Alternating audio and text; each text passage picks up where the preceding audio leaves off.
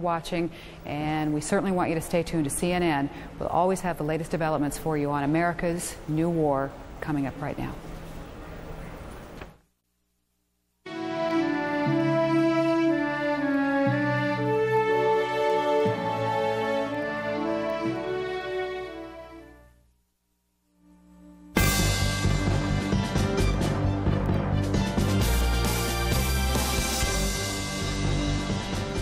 Investigators in the United States claim progress, the discovery of clues from the cockpits, and one significant arrest.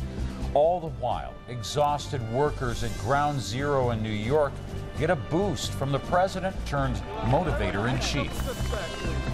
And in moments of silence, in moments of song, the world takes time to remember. Hello and welcome. I'm Jim Clancy. And I'm Colleen McEdwards at CNN Center. This is CNN's continuing coverage of America's new war. We've got a couple of late developments to tell you about right now in the ongoing investigation into the terrorist attacks against the United States. Search crews have recovered the cockpit voice recorder from the hijacked United Airlines flight that crashed in Pennsylvania on Tuesday. Authorities are hoping that the device will shed some light on what happened in the moments just before the crash. The recorder is said to be in, quote, fairly good shape. And in another development as well, authorities made their first arrest in direct connection to the terrorist attacks. The Justice Department says the man is a material witness in the case. Well, it has been nearly 4 days since the attacks now, and around-the-clock rescue operations have continued. Despite some rainy weather Friday, you're looking at a live shot of the scene in New York right there. Workers still digging through that mountain of destruction. They say they're hoping for miracles. And for the rescue workers, the continued operations are physically draining, as you can imagine. And on Friday, rescuers in New York got a huge morale boost and a bit of a break from U.S. President George W. Bush. Mr. Bush got a first-hand look as well at the devastation and afterwards thanked the rescuers for all their efforts. I'm shocked at the size of the devastation. And it's hard to describe what it's like to see the gnarled steel and broken glass and twists the building silhouetted against smoke.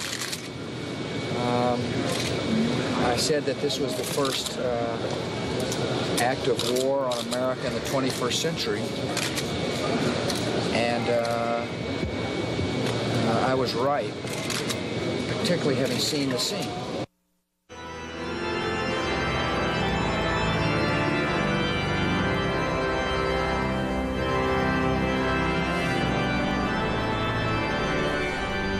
Friday, also a day of prayer and remembrance. 4 former American presidents joined Mr. Bush in prayer at the National Cathedral. Similar scenes of prayer and candlelight vigils were played out across the country and around the world all throughout the day. Well, let's take a look now at the rapidly moving investigation. The FBI saying it now has 36,000 leads in this case. At least 27 people have been detained by the U.S. Immigration Service. And within the past few hours, the first arrest. CNN Justice correspondent Kelly Arena following that story. The first arrest has been made in direct connection to Tuesday's terrorist attacks, that according to law enforcement officials. Now, an individual that was detained at JFK Airport in New York is in custody on a material witness warrant. Now, we don't have any more specifics at this point, but a material witness warrant is issued when it can be demonstrated that there is information that's highly relevant to a criminal investigation and when there is a risk of flight. Law enforcement sources say to expect much more such arrests in coming days. Now, sources say that at least 2 people in custody have provided what they describe as very useful and helpful information in moving this investigation forward. The FBI says that it has issued 35 search warrants, hundreds of subpoenas. It has seized computers and other material, and it's following up thousands of leads both in the U.S. and abroad. Sources also say that there are currently 27 individuals in custody on immigration violations who may or may not know anything about the incidents. Investigators have also put out a so-called watch list informing various authorities, including Border Patrol and the FAA, about 150 individuals the FBI says may have information that could be helpful in the investigation. Now, if those people are found, they will be detained for questioning. A senior defense official has told CNN 2 of the names of suspected hijackers match the names of people who attended U.S. military schools. Now, the schools are the Defense Language Academy at Lackland Air Force Base in Texas and the Air War College in Montgomery, Alabama. Pentagon officials caution the matching names could be just a coincidence. CNN national correspondent Mike Betcher has the details of what else investigators are learning about the moments that were leading up to the attacks. 4,000 special agents chasing 36,000 leads and circulating to 18,000 law enforcement agencies a growing list of people they want to question. The Federal Bureau of Investigation has also forwarded a list of more than 100 names to numerous law enforcement organizations. These are the names of individuals the FBI would like to talk to because we believe they may have information that could be helpful to the investigation. Another FBI list, this one made public. The 19 men who the FBI says were the hijackers of the 4 aircraft. 7 of the men were pilots, according to CNN terrorism analyst Peter Bergen. 13 of them have recognizable Saudi tribal names from the west and southwest of Saudi Arabia, an area where bin Laden has recruited. According to a source familiar with the bin Laden organization, men returning from Afghanistan who had trained with bin Laden arrived in Saudi Arabia in recent weeks and were talking about some kind of big operation that was imminent. The FBI searched this apartment in San Diego, where in those final stages, Monday before the attack, 3 men left town in a hurry. They had the truck right here that was moving out. Did that seem unusual to you in any way? I mean, I never seen nobody move at midnight. The trail of another accused hijacker, Mohammed Atta, in the months before the attack, led from Hamburg, Germany, to Florida and a series of flight schools, rental car agencies, and apartments. Then back to Hamburg, a return to Florida, and a final trip to New England, where he boarded a Boston to Los Angeles flight that eventually crashed into the World Trade Center. U.S. intelligence sources tell CNN the entire terrorist operation required so many people and special skills that they believe several terrorist groups had to be involved. Egyptian Islamic Jihad, led by this man, Ayman Zawahiri, a close bin Laden associate, is one of the groups getting close scrutiny by U.S. analysts. They were photographed together about 3 years ago in Afghanistan. A second man who has not been seen in more than 20 years is also being scrutinized. Imad Mughniya, who is suspected by U.S. officials of masterminding a string of terrorism attacks against Americans, including the 1983 suicide bombing of the U.S. Marine barracks in Beirut that killed 241, has had numerous contacts with bin Laden since 1994, including face-to-face contact in the Sudan at an Islamic conference. This, according to Western and Mideast intelligence sources. A founding member of Lebanese Hezbollah, Mughniya is believed living in Iran. U.S. officials remain convinced that bin Laden was behind Tuesday's attack, but believe the day's mega-terrorism marked the debut of a new, larger, and more dangerous organization, a group with many heads and many faces. Mike Betcher, CNN, Atlanta. On Friday, President Bush led a day of prayer at the National Cathedral in Washington. Mr. Bush then traveled to New York City, touring the wreckage that was the World Trade Center. CNN senior White House correspondent John King recaps the president's emotional day and looks at some of the tough decisions that are still ahead of him.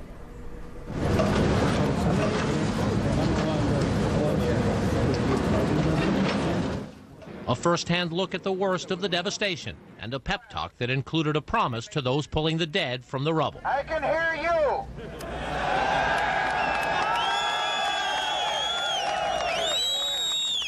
I can hear you. The rest of the world hears you. And the people who knocked these buildings down will hear all of us soon.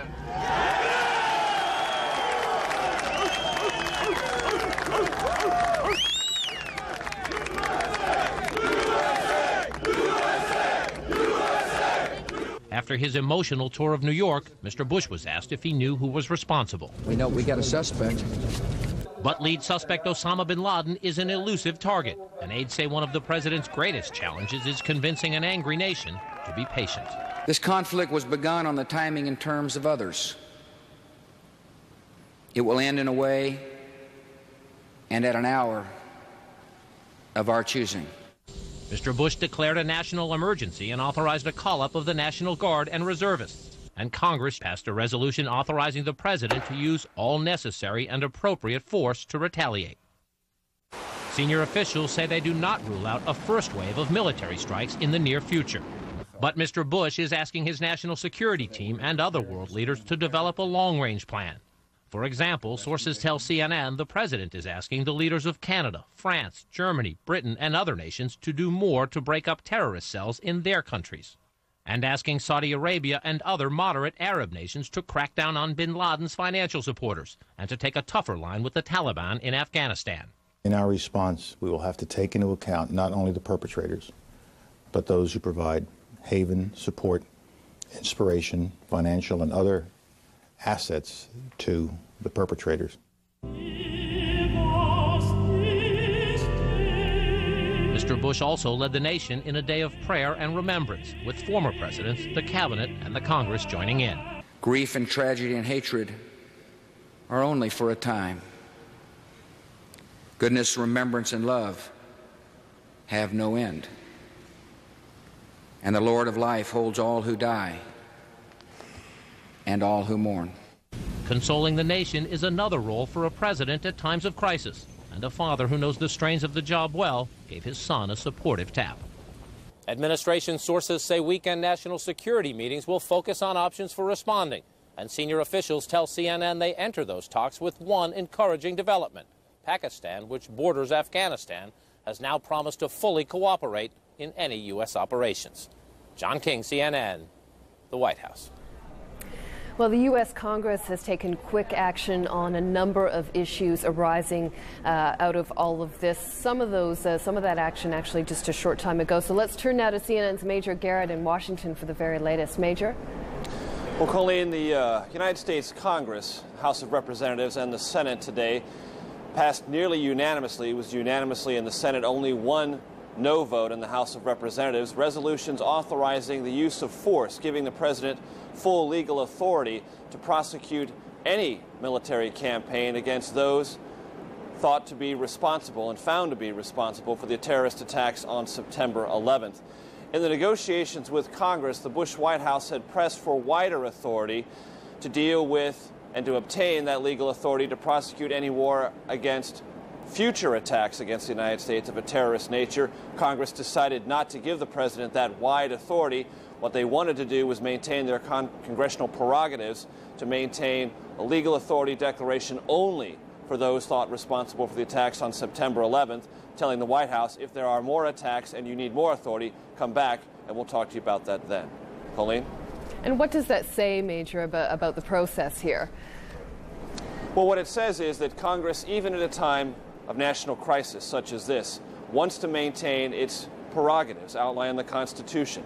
The President, as Commander-in-Chief, of course, has the legal authority to prosecute a war, but only with congressional approval. The Congress has been very aggressive in protecting that constitutional prerogative, and was so in this case. There was a good deal of a back-and-forth negotiating between the White House and Congress over the exact wording of this use of force resolution. As I said, the White House wanted broader authority. Congress said, no, we will give you full authority to use whatever military means you deem necessary to deal with those who perpetrated the attacks on September 11th. If, in fact, there are additional attacks, we'll discuss and provide you the authority to deal with those, but we do not want to give you the power to anticipate those types of attacks and use authority we're not prepared yet to grant you. Understood. CNN's Major Garrett in Washington for us. Thanks. Jim? Well, Colleen, back in New York, the images coming in continue to increase the sense of surrealism around the site of this attack. These latest pictures were shot Friday by an amateur photographer. Now, he was led through the area near the World Trade Center.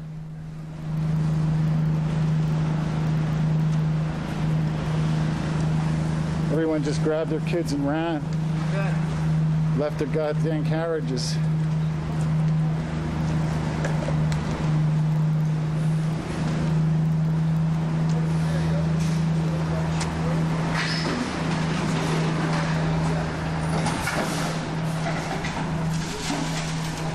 Crews are working all around this area, taking a look at what is going on there, trying to find, of course, any survivors. Residents are there still struggling to comprehend what happened in downtown Manhattan.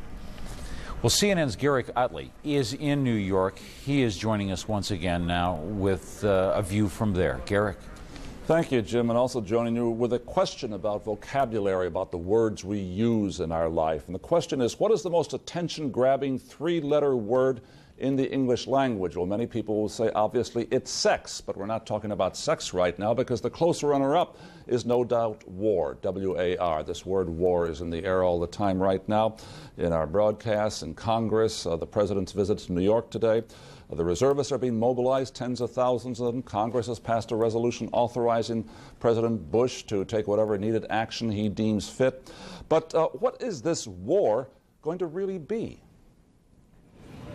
For a president who would lead a new war, what happened here was more important than any congressional resolution. The voice of the people giving George W. Bush a mandate to do whatever is necessary to avenge what happened here. I can hear you!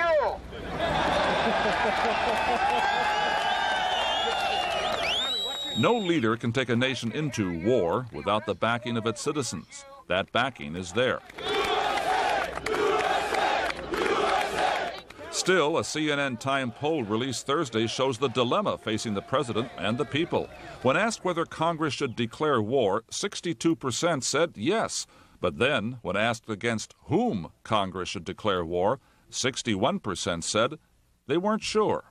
That uncertainty gives President Bush flexibility and time to determine what kind of a war he intends to wage. The obvious victory in this war would be to capture or kill Osama bin Laden. Of those asked in the CNN Time poll, 81% said they supported the assassination of terrorist leaders. But bin Laden is a moving, hidden target, as was seen following the involvement of his terrorist organization in the bombing of 2 American embassies in East Africa 3 years ago. Cruise missiles were duly launched against terrorist camps in Afghanistan. They hit their targets, but not bin Laden, which raises the prospect that what may start as a war against Osama bin Laden will evolve into something similar to the war on drugs. As with terrorism, it's not a war against a country, but rather a fight against shadowy individuals and their networks. The United States sends financial support and agents to South America to fight drugs at their source. It tries to guard its borders at home. Occasionally, a leader of a drug cartel is captured and extradited to the United States. Still, it is a war with neither victory nor defeat. It just goes on. In the wake and grief of Tuesday's trauma, it is too early to see clearly where, when, and how this war will be fought. That decision is up to the president, backed by the nation, to choose not only the time and place of the next battle, but also the weapons. Those weapons, no doubt, will include guns, cruise missiles, airplanes, but also the latest technology to intercept communications among terrorist groups, intercept their phone calls. They love to use cell phones, for example. There'll be the weapons of economic sanctions to be imposed against those countries which have supported or at least shelter terrorists like bin Laden. Also the weapons of diplomacy to create alliances and coalitions to put political pressures on these nations. It all adds up to a very large arsenal. And the question, of course, is when will it be used and how will the weapons of this arsenal be used? Jim? What is your sense there, Garrick, of the patience that the president talked about, of choosing the time and the place to act? Obviously, I think a lot of slack is going to be cut by the American public. They know the president is now committed himself to really carry out what public opinion wants. We want action here in the United States. The polls show that quite clearly.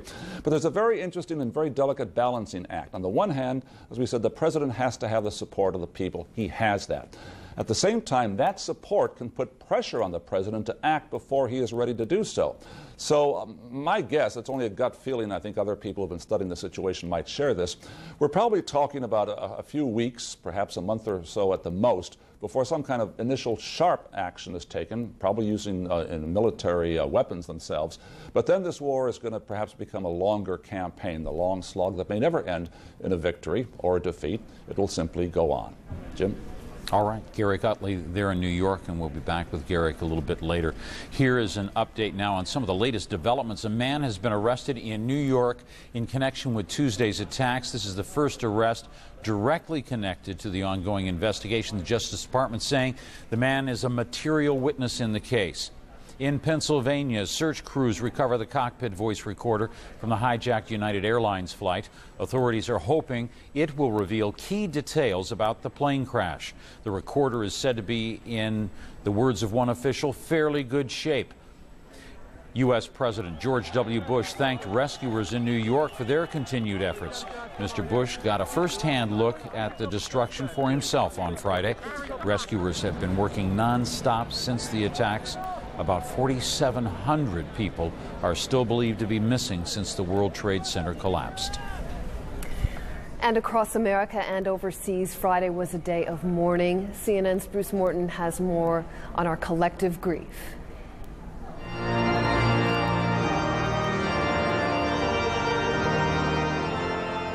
Church services everywhere. America's leadership was at Washington's National Cathedral, but services everywhere. Cleveland, Ohio. We mourn for the many lives lost in a tragedy that remains etched in our minds forever. Boston, Massachusetts.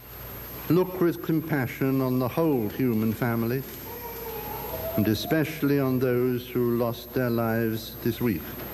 Sweet hour of prayer, sweet hour of prayer. At the Pentagon, where many lost fellow workers and friends. May God comfort all of you that are in loss today, and may we wait on Him and renew our strength. Manchester, New Hampshire. An Islamic service in Sterling, Virginia, near Dulles Airport. When people accuse you of being terrorists, this is because this is what they were told. Austin, Texas. Banish the violence that has been in our midst and the evil that exists around us. Back at Washington's National Cathedral, the Commander-in-Chief. This conflict was begun on the timing and terms of others. It will end in a way and at an hour of our choosing. That service ended with a hymn, a battle hymn.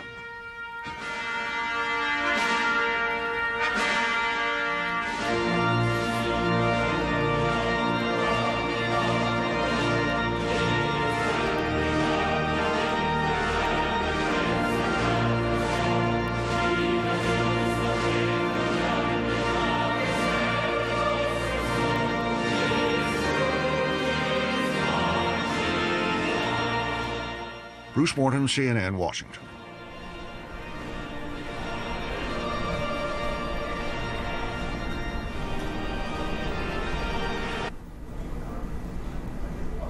Stand by.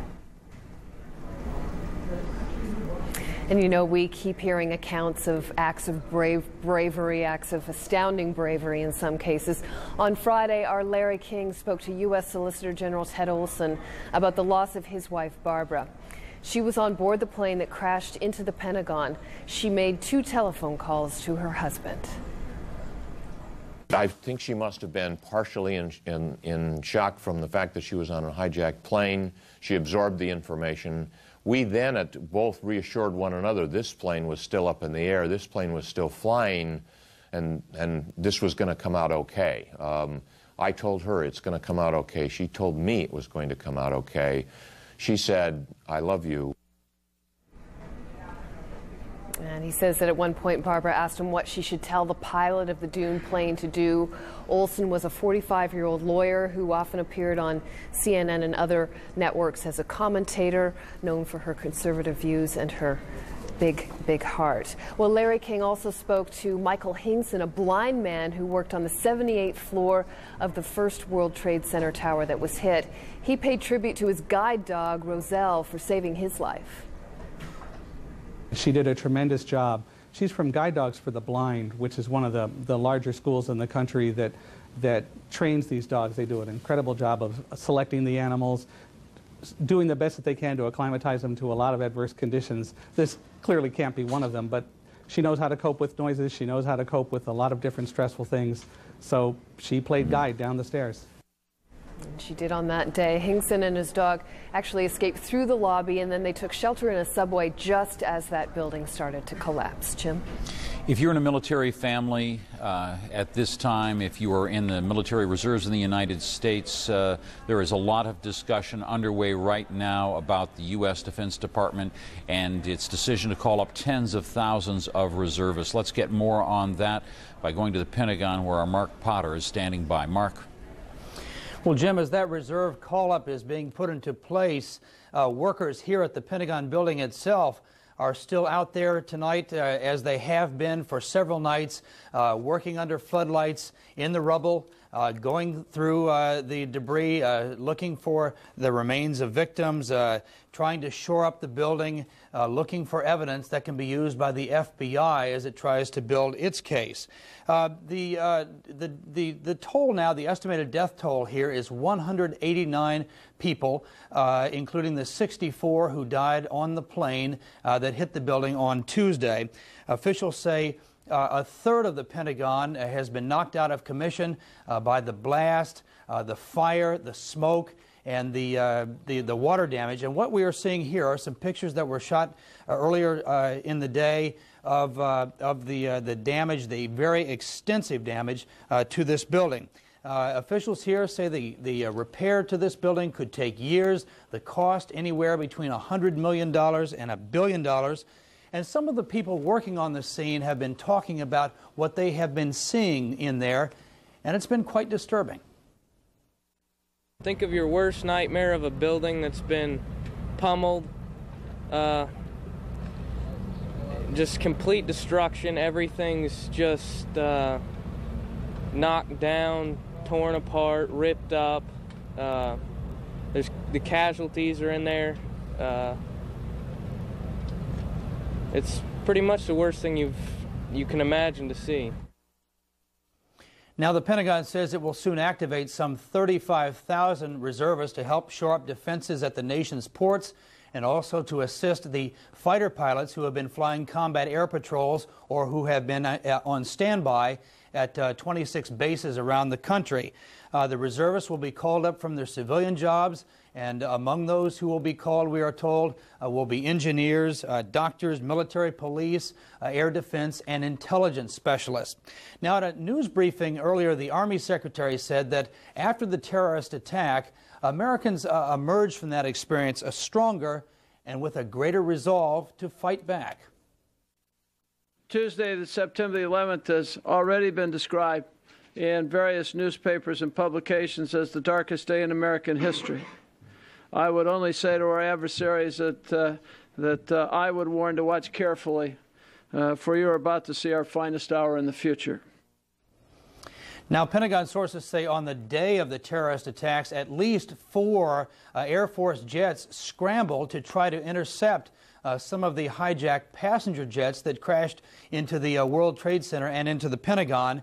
But we were told that the jets just never got there on time. Air Force officials say there was never any discussion about actually shooting down those civilian jetliners. Again, they pointed out that the fighter jets were never in close enough proximity to actually do that. Jim, back to you. All right, Mark Potter, the latest there from the Pentagon. Well, Washington is seeking international help, of course, as it considers how best to retaliate for Tuesday's terrorist attacks. In particular, the U.S. government focusing on Islamic nations with links to the prime suspect, Osama bin Laden.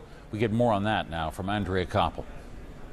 If, as the U.S. suggests, Osama bin Laden was the mastermind behind Tuesday's attacks, going after him and shutting down his al-Qaeda terrorist network will require more than just a military assault on Afghanistan. That's because over the years, al-Qaeda has become an international network with cells rooted in almost every region of the world. That's why Secretary of State Colin Powell has put the world on notice. The United States needs help. I am not threatening so much as I am saying this has become a new benchmark, a new way of measuring the relationship and what we can do together in the future. Since Tuesday, Powell has had the world on speed dial, in particular reaching out to countries where the U.S. says Islamic militant groups have links to bin Laden's network. Once these people have been trained in Afghanistan, we know that they've gone to Africa, we know that they've gone to Asia, we know that they've gone back to the Middle East, and it's clear now that they've also come to the United States. People like Ahmed Rassam, the man charged with attempting to bomb the United States over the millennium. He's a member of Algeria's armed Islamic group, but was trained by bin Laden. So were members of Pakistan's Harak-ul-Mujahideen group, which hijacked an Indian jetliner to Afghanistan in December 1999. On Friday, Pakistan's president informed the U.S. his country is prepared to take specific steps to help the U.S. wage its campaign against bin Laden. And in the Arab world, Powell has asked countries like Saudi Arabia to cut off the flow of money and resources to bin Laden. For Secretary Powell, who led Allied troops to victory in the Gulf War, this war against terrorists will be fought on an entirely different battlefield. And so you have to design a campaign plan that goes after that kind of enemy. And it isn't always blunt force military, although that is certainly an option. But diplomatic sources say whatever option the U.S. chooses to take, it will need the support of Islamic countries. Such support would send a strong message to bin Laden and his Islamic extremist supporters around the world. They have nowhere to hide. Andrea Koppel, CNN, at the State Department. Well, the U.S. request for support from Pakistan has left that country's president caught in the middle. Tom Mintier is in Islamabad and tells us that if Pakistan doesn't cooperate, it runs the risk of angering the Western world. But if it does help, it's going to face problems at home. Inside the mosques of the Pakistani city of Islamabad on this Friday, day of prayer. Special prayers were said for the Americans killed by the terrorist attacks on the United States. A few miles away at the president's house, the government of Pakistan was also looking for guidance. The U.S. has presented not only a new ambassador to Pakistan, but at the same time a wish list if military action is launched against Afghanistan. Senior U.S. administration officials tell CNN that Pakistani leaders were asked to close the border with Afghanistan, stop buying fuel for the Taliban, and provide intelligence on Osama bin Laden. At this meeting of Pakistan's top military leaders, the only item on the agenda was how to assist the United States. The decision to help America goes against long-standing ties to the Taliban and assistance by some in the Pakistani military to bin Laden's cause. The help for the United States could carry political risk at home. The consequences of it could be disastrous for Pakistan. And if there are American interests in Pakistan in the long run, then those interests will also suffer. Many in Pakistan have supported Osama bin Laden's efforts in the past. Now some political analysts are saying the Taliban needs to oust bin Laden before it's too late. Unless the Taliban are willing to be bombed back to the Stone Age and cease to exist as an entity, I think, it is in the larger interest to get rid of Osama bin Laden, who has become a strategic liability for them. The United States has made it clear to Pakistan that it is either with America or against America. Publicly, it has announced support, but what is certainly not clear at this point is how extensive that support will be. Tom Mintier, CNN, Islamabad, Pakistan. Well, the leader of Afghanistan's ruling Taliban addressed his country about possible attacks. In a national radio address, the Taliban's supreme leader, Mullah Muhammad Omar, told citizens not to be afraid, but to prepare for a holy war. He said the attack would not be because of suspected terrorist Osama bin Laden, but called it a demonization of Islam. The Taliban have said that bin Laden could not have been involved in these attacks. Meanwhile, many residents and international aid workers have already fled the capital city of Kabul. Jim? If you're just joining our coverage of America's new war, we want to bring you up to date on the latest developments now. Against the backdrop of billowing smoke, rescuers are once again digging through the pile of destruction in New York City. It has been nearly 4 days since the attacks, and rescue operations have been ongoing ever since. No survivors were found in the last 2 days. Rescuers say they are still hopeful. Meantime, search crews in Pennsylvania recovered the voice data recorder from the hijacked United Airlines flight. Authorities are hoping it will reveal details about the plane's crash on Tuesday. Voice recorders on both planes that struck the World Trade Center are still missing. Now, authorities have made their first arrest in direct connection to the attacks. The Justice Department says the man is a material witness in the case. He was one of the people who was detained Thursday at JFK International Airport in New York. Thus far in the investigation, 35 search warrants and hundreds of subpoenas have already been issued. You know, we saw those moving pictures earlier from the national, the prayer ceremony at the National Cathedral in Washington, a candlelight vigil going on the west coast of this country right now. But, you know, many countries around the world join the American people in a day of mourning. And for more on this, let's join Jane Dutton in London. Jane? Thanks, Colleen. And indeed, there were vigils around the world Friday. Canada offered its prayers to the victims and its support to all Americans. Prime Minister Jean Chrétien said his country's friendship with the United States has no limit.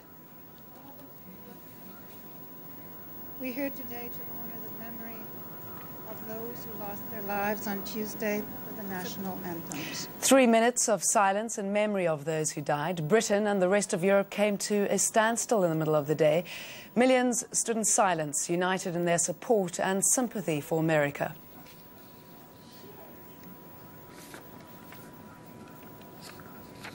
In Germany, thousands gathered for a ceremony of remembrance. Afterwards, there was a march for peace in the streets of Berlin.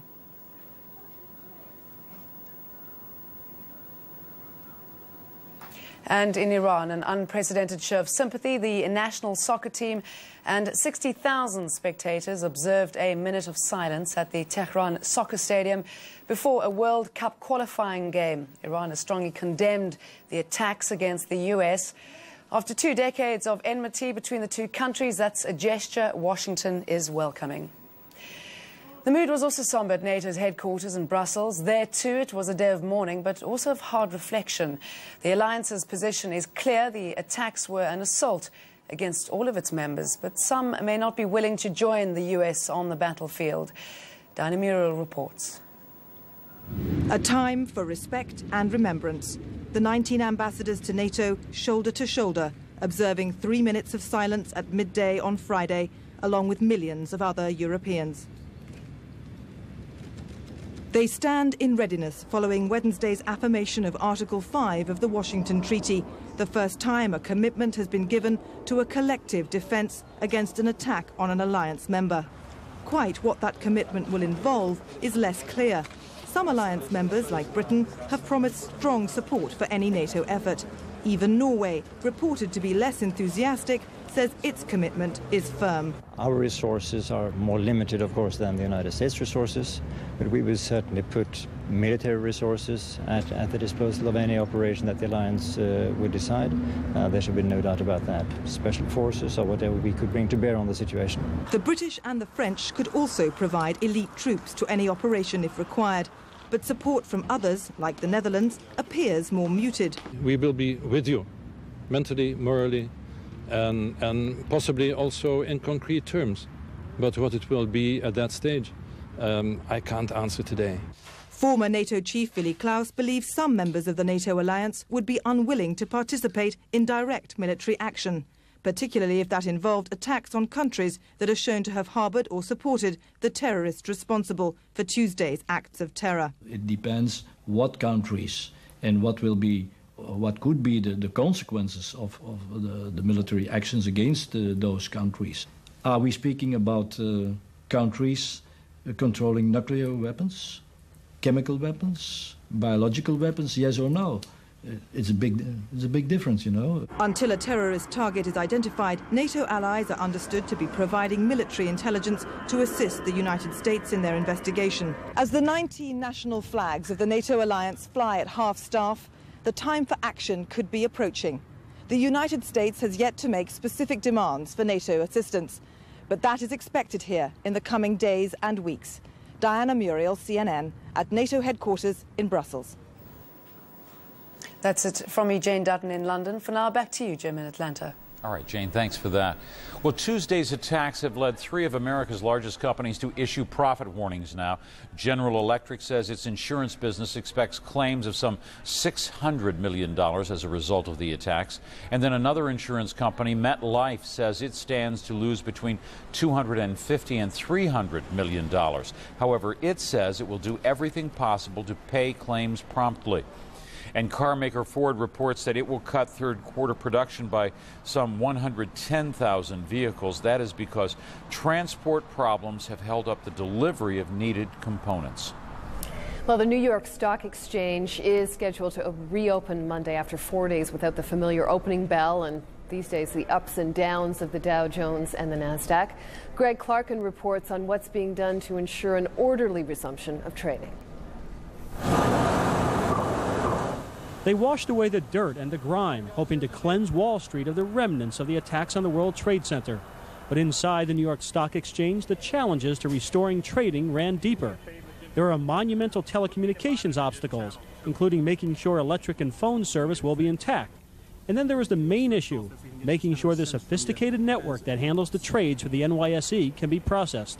The challenge is recreating the network, the interconnected infrastructure that brings 85 million investors individually and another 10,000 institutions from all over the world.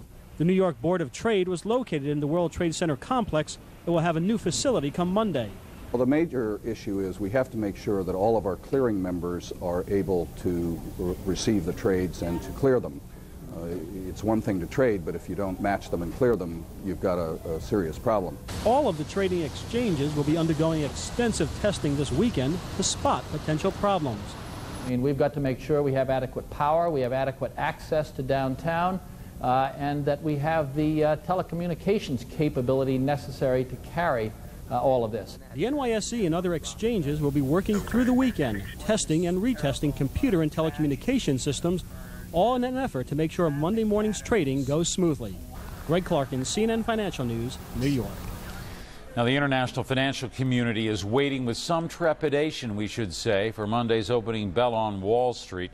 Robert Miller is an associate editor at Sunday Business. That's a British financial magazine. He's joining us now from London. Thanks so much. And I want to begin just by asking you the bottom line. Are we worried about the technical end of it or the psychological end? It's a bit of both, I think, Jim. Good morning from here. I think that, first of all, it would be wrong to assume that it will be anything like a full trading session. Many of the people with their disaster recovery, as we've heard earlier on your reports, it's operating perhaps on a quarter strength. So there will be some nervousness. There's definitely, will the system hold up? And certainly the regulators from this end, the equivalent of your SEC, the Financial Services Authority and the Bank of England are standing by if necessary to help out. The psychological, of course, no one can tell except that it will be absolutely huge. And in many ways, it's perhaps a symbolic opening rather than expecting huge volumes from this end anyway.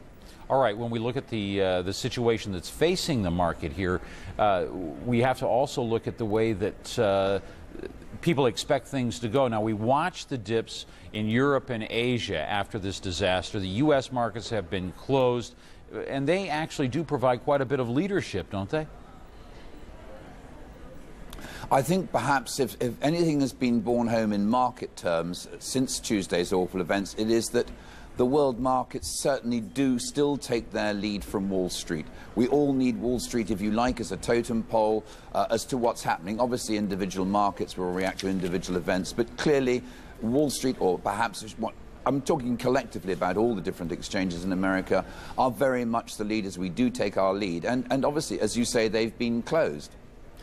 Does this terrorist attack risking pushing the U.S. economy into a full-fledged recession and thereby risking the wider global economy? I think the likelihood, it was there before. I think American consumers realized that before perhaps the Michigan Confidence Index, which showed an 8-time low in consumer confidence. And what we perhaps forget in all this is that the American economy, large though it is roughly 2/3 consumer spending. The consumers, certainly from our point of view over here and in other world markets, consumers have been the spenders of last resort. we're now asking them to sort of gird up their loins after this to go at it again. I think that's possibly a very tall order, and I would suspect anyway for perhaps this quarter and the next quarter that the American economy will skate into recession. How it comes out of that and how quickly, I think, will depend perhaps on the earnings season coming up. The companies traditionally in America, as you know, look at their forward investment plans around about this time of year. They've been down recently in the last couple of years. Just because of the politics involved, the prestige involved, do you think that the federal government, the Fed, is going to act more quickly, perhaps cutting rates by a full 50 points? Certainly that is the rumour over here, that either at 8:30, 9 o'clock Monday morning New York time, or perhaps during the week, and perhaps a symbolic before the opening is saying, here's a cut. Whether that will be concerted across the other major, the European Central Bank and the Bank of England, I think remains to be seen. But if things did look like they needed a helping hand, I'm sure that is a possibility. I wouldn't rule it out. Robert Miller, our thanks to you, and good day to you there in London. Colleen? Well, the whole world will be watching New York's Open on Monday, that's for sure. But let's return you now to New York and the man who's keeping his own nightly vigil over the scene for us, for you. That's our Garrick Utley. Garrick? Yes, thank you, Colleen. One little item, perhaps it doesn't loom that large compared to all the other things that have happened this week in New York City, but an indication about the level of anxiety and where this anxiety comes from. It's reported now that among those who feel most vulnerable about going to their place of work are those New Yorkers who work in the Empire State Building. Why? Well, perhaps you'd understand this from common logic. It is now the largest standing, the tallest building in Manhattan, once that the World Trade Center is no longer there. Perhaps a certain perverse, pessimistic logic at work there. Let's go down now to Gary Tuchman, who is in Lower Manhattan, and he's going to bring us up to date on what's happening close to where the disaster occurred. Gary. Garrick, you just brought up a sad but very interesting point. For 28 years, the World Trade Center has been the largest building in New York City. As a matter of fact, for a short time, it was the tallest building in the world. And the Sears Tower in Chicago was built. It became the second tallest building in the world. So New Yorkers have known this to be the tallest building in New York City for so many years. The Empire State Building, which used to be the tallest building in the world, used to be the tallest building in New York City, obviously, is once again the tallest building in New York City because of this diabolical reason. Now, it's been exactly 90 hours since all hell broke loose here in Lower Manhattan. This is where the World Trade Center used to stand. Now, fire continues to burn, smoke continues to rise, and workers continue to be on the scene trying to find survivors. But the search is not really bearing fruit. Not one survivor has been found over the last 2 days. Terribly disappointing to the rescue workers who are on the scene, and totally heartbreaking to the family members who are waiting for any news whatsoever. 4,700 people are still missing. We come to you right now from Greenwich Street, and this street is only open to emergency workers, so all through the evening and all through these early morning hours, cars have been coming down, fire trucks, ambulances, sanitation trucks, everyone participating in this search. This area is a ghost town, totally closed to the public. There isn't even electricity in many of these buildings right now. It's just open to the emergency workers and to members of the news media like us. Once again, it was 90 hours ago that terrorists commandeered two planes. One hit number 1 World Trade Center, the other one hit number 2 World Trade Center. Number 1 World Trade Center, by the way, the first one hit was the same World Trade Center tower that was bombed back in 1993. Testimony came out during that trial of the bombers of the World Trade Center that they wanted to knock down the entire building. And sadly and tragically, that's what happened this time.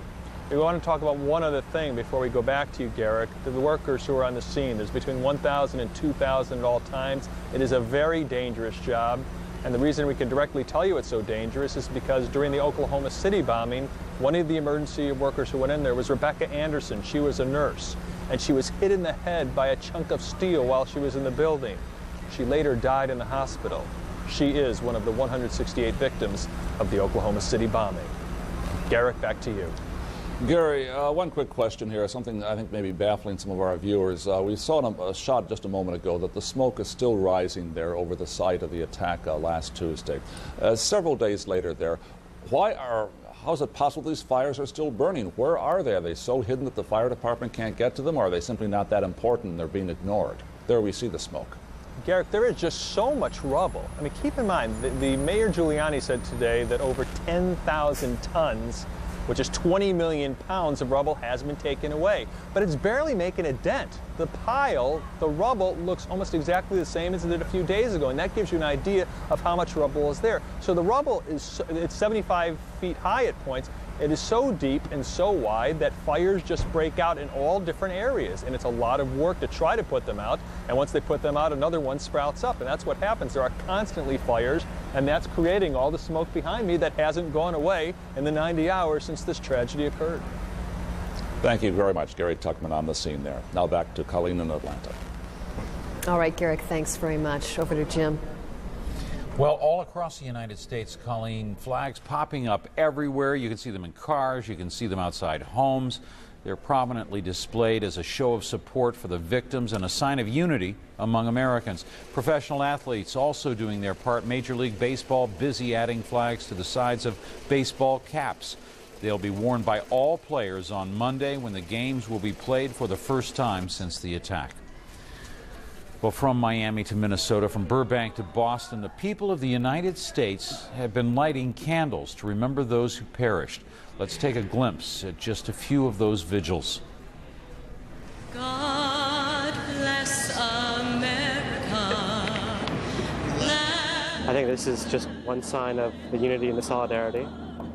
And it's nice to know that what you feel, the pain and the hurt, is shared by a lot of people. There's a lot of people that are trying to make some good out of this. So I think it's important to share that with everybody. The mountains, to the prairies, to the ocean. Young and old and people of all persuasions, and it's fantastic to see that we all have one thing in common, that we love this country.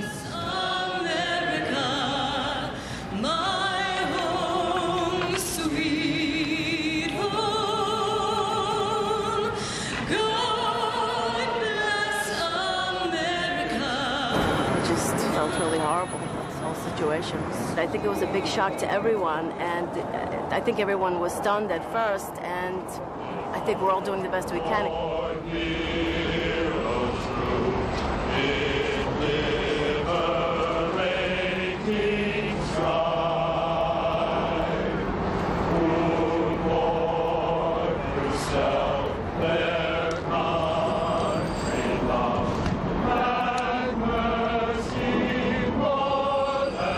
I think it's absolutely amazing that the government is taking such a unified stance towards all of this. I mean, to see Mayor Giuliani, Hillary Clinton, and Governor Pataki all standing side by side in unity, I truly feel that they and President Bush are giving this city a strength that it has never seen before.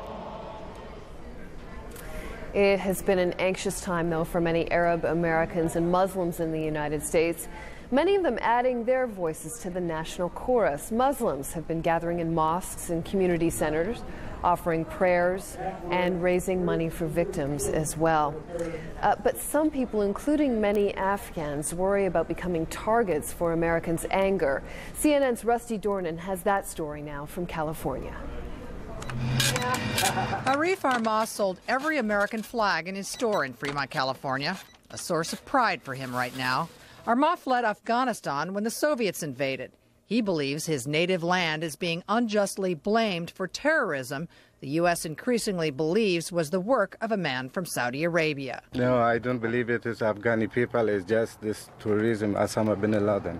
Others came here when the Taliban regime took over. Some say the world turned its back on Afghanistan when that happened, and that isolation allowed the regime to harbor Osama bin Laden. This terrorist group that is terrorizing the world has been torturing and victimizing, massacring our people in Afghanistan. We have asked numerous times for international help, and we got none. Mohammed Kamosh worries that Afghanis here will be blamed for the Taliban's actions. The day of the attacks, someone threw a rock at his storefront. Maybe something happened to us, something like my kids, they go to school, they are under stress. People look at them, that he's Afghan, you guys are doing that. Friday, a holy day for Muslims. This Friday, a feeling of vulnerability. Outside the only Afghan mosque is extra security. and local police patrols. While the threats have been relatively minor, there is uncertainty and unease among the Afghan community. Afghani businesses line the streets in downtown Fremont. Many here say those left in Afghanistan are for the most part the poor, brutalized by the war with the Soviets and now the repressive policies of the Taliban.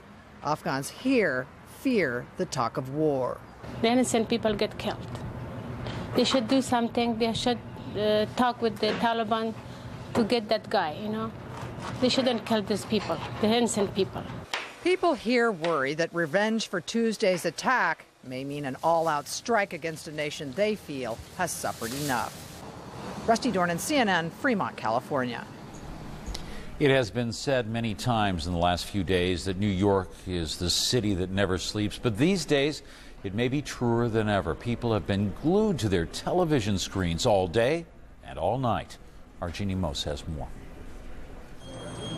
If you're watching this story, you may already be hooked, horrified, yet mesmerized by planes aimed at buildings. Buildings that collapse before our very eyes over and over. I can't really take my eyes off the TV. And I also couldn't stand to watch TV one more minute. Attack on America, attack on America, America under attack, whatever the networks call it. It's addicting. I think it's addicting partly because we don't want to miss something. Even if that something makes us sad. I cry a lot when I hear the stories and see all the people. If anybody see my daughter. I think people feel guilty if they're not watching it. You know, that they feel in some way that they're betraying those that have really suffered. Do you feel like you're participating because you're watching? That's an illusion. What's not an illusion is the way the coverage tends to unite viewers in a shared experience, even if what's shared is sorrow. It's easy to OD on crisis TV. I don't want to watch it all the time, just because it kind of deadens the mind. So how much is too much? We asked Dr. Jimmy Holland, head of the Department of Psychiatry at Sloan Kettering. Everybody should ask themselves, is this making me feel better or feel worse? And if it's making you feel worse, then you probably should limit it. I'm going to watch an hour in the morning and an hour in the afternoon. And turn it off. When you get a feeling of being unable to think about anything else. You know what I felt when I saw the smoke coming around the buildings? I thought, this is a movie. But these are no special effects. That's the image. That's the image that's going to be burned into our brains for the rest of our lives. Burned into our brains from every angle. Then there's this guy standing there, and then all of a sudden it just rips right through it. Absolutely powerful. But I could look at that image 1,000,000 times, and I still find it mesmerizing. I know. It's an intimacy with disaster. Oh, my God. Disaster seen from the safe side of the screen. Jeannie Mose, CNN, New York. And those images going through a lot of people's minds today. We're going to actually leave you this hour with some of the images from today's memorial service at the National Cathedral in Washington, D.C. Better images of the many services on this day of prayer and remembrance in the United States and around the world.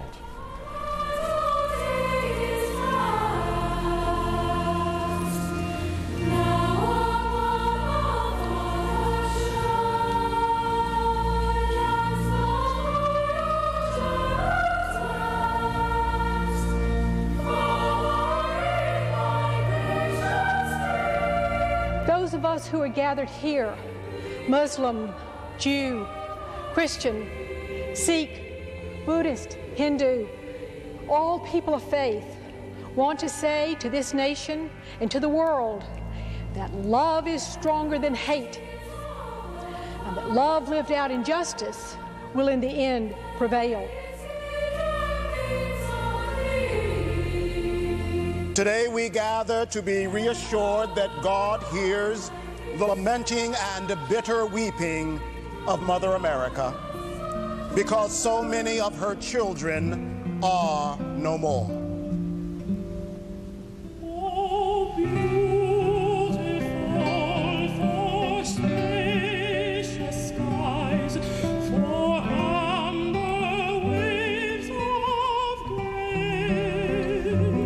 With broken and humble hearts, And with tears in our eyes, we turn to you, our Lord, to give us comfort. Help us in our distress. Keep us together as people of diverse faiths, colors, and races. Keep our country strong for the sake of the good and righteousness. My prayer today is that we will feel the loving arms of God wrapped around us, and will know in our hearts that He will never forsake us as we trust in Him. On this National Day of Prayer and Remembrance,